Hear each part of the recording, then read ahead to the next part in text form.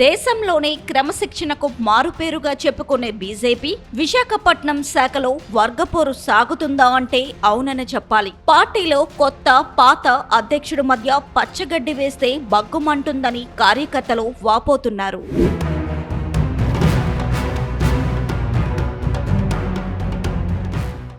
BJP Visakha జిల్లా శాఖ అధ్యక్షునిగా పరశురామరాజు వచ్చాక పార్టీ పరంగా పలు కార్యక్రమాలు చురుగ్గా నిర్వహిస్తున్నారు. ముఖ్యంగా జనతా వారధి పేరిట ఆఫీస్ ఏర్పాటు చేసి ప్రజల నుంచి సమస్యలు తెలుసుకొని జిల్లా కలెక్టర్ ద్వారా వాటి పరిష్కారం కోసం కృషి చేయడం అభినందనీయమనే చెప్పాలి.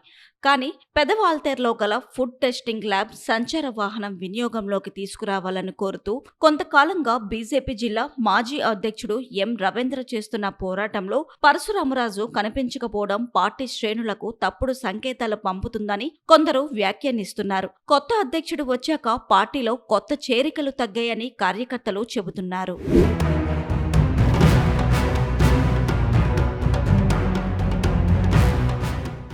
గత నెలలో జీవీఎంసీ గాంధీ విగ్రహం వద్ద ఫుడ్ కోర్టు తెరవాలని కోరుతూ వ్యాపారులు దీక్షలు చేయడం తెలిసిందే. కానీ ఒక్కరోజు కూడా పరశురామరాజు వారిని పరామర్శించిన పాపాన పోలేదు. ఇలాంటి దీక్షలు చేసిన సమయంలో ఒక జాతీయ పార్టీ జిల్లా అధ్యక్షుని హోదాలో వారికి మద్దతు ప్రకటిస్తే పార్టీకి ఎంతో మైలేజ్ వచ్చేదని కార్యకర్తలు గుర్తు చేస్తున్నారు. ఇక పార్లమెంటులో మహిళా బిల్లు చర్చకు పెట్టిన సమయంలో సిరిపురంలోని విఎంఆర్డీఏ బాలల థియేటర్లో బీజేపీ సహా కూటమి మహిళా నేతల సంబరాల కార్యక్రమం జరిగింది. ఆ రోజు కూడా పరశురామరాజు ఇలా వచ్చి అలా మాయమయ్యారని పార్టీ శ్రేణులు మదనపడ్డాయి. విశాఖ తూర్పులోని బీజేపీ ఆఫీస్ ఆవరణలో ఎప్పుడు చూసినా ఖరీదైన కార్లు కనిపిస్తాయి. విశాఖలో ఎందరో మహిళలు వేధింపులతో మరణిస్తున్నా బీజేపీ మహిళా మోర్చా స్పందించకపోవడం పరశురామరాజు వైఫల్యమే అని పార్టీ శ్రేణులు విమర్శిస్తున్నాయి.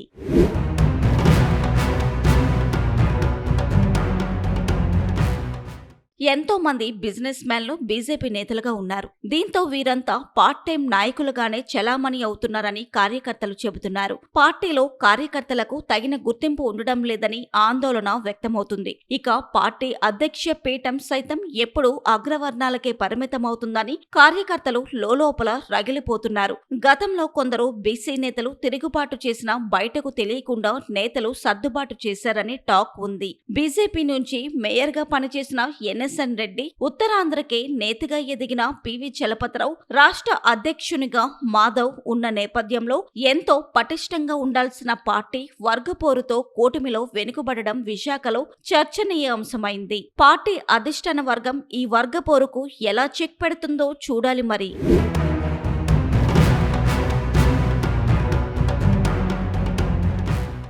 భారతీయ జనతా పార్టీ ఆంధ్రప్రదేశ్ లో కూడా చాలా పుంజుకుంటుంది. మా రాష్ట్ర అధ్యక్షులు పివిఎన్ మాధవ్ గారు వచ్చాక మాకు 4 ప్రోగ్రాం జరిగింది. ఏదైతే ప్రజల వద్దకు వెళ్ళి ప్రజల యొక్క సమస్యలు తెచ్చి ప్రజల మదిలో ఉండాలని చెప్పి కోరుకోవడం జరిగింది. ఈ క్రమంలో జనతా వారధి అనే కార్యక్రమం పెట్టింది. ఏదంటే ప్రజలకి ప్రభుత్వానికి మధ్య వారధిగా ఉండి ప్రజల సమస్యలు నేరుగా ప్రభుత్వాన్ని తీసుకెళ్లి ప్రభుత్వం ద్వారా వాళ్ళకు సాధించే విధంగా కృషి చేయడానికి మా వంతు తోడుండాలని చెప్పి ఈ కార్యక్రమం పెట్టాలి. ఈ క్రమంగా ప్రతి సోమవారం మన కలెక్టర్ ఆఫీస్ లో ప్రతి అర్జెంట్ చెప్తాం. అలాగే రాష్ట్ర వ్యాప్తంగా సమస్యలు కూడా దాంట్లో పెట్టడం జరుగుతుంది. అదేవిధంగా ప్రతి శుక్రవారం పార్టీ ఆఫీసులో ఏదైతే సమస్యలు ఉన్నాయో 6 జిల్లాల సమస్యలు కూడా ఇక్కడికి వస్తే కేంద్ర ప్రభుత్వం సమస్యలు అయితే కనుక కేంద్రంలో ఉన్న భారతీయ జనతా పార్టీ, ఢిల్లీలో భారతీయ జనతా పార్టీ, రాష్ట్ర సమస్యలు అయితే కనుక మన విజయవాడలో ఉన్న బీజేపీ ఆఫీస్ పంపించి అక్కడి నుంచి నేరుగా గవర్నమెంట్కి వెళ్ళి క్లియర్ చేసే విధంగా చేస్తున్నాం. అలాగే తొందరలో చేరువ అనే కార్యక్రమం కూడా పెడుతున్నాం. ఏదైతే ప్రభుత్వం నుంచి వచ్చే సుమారు 150 పైన పథకాలు ఏవైతున్నాయో అవన్నీ కూడా ప్రభుత్వం నుంచి ప్రజలకు అందే విధంగా చాలా మందికి దానికి ఎలిజిబిలిటీ తెలియదు.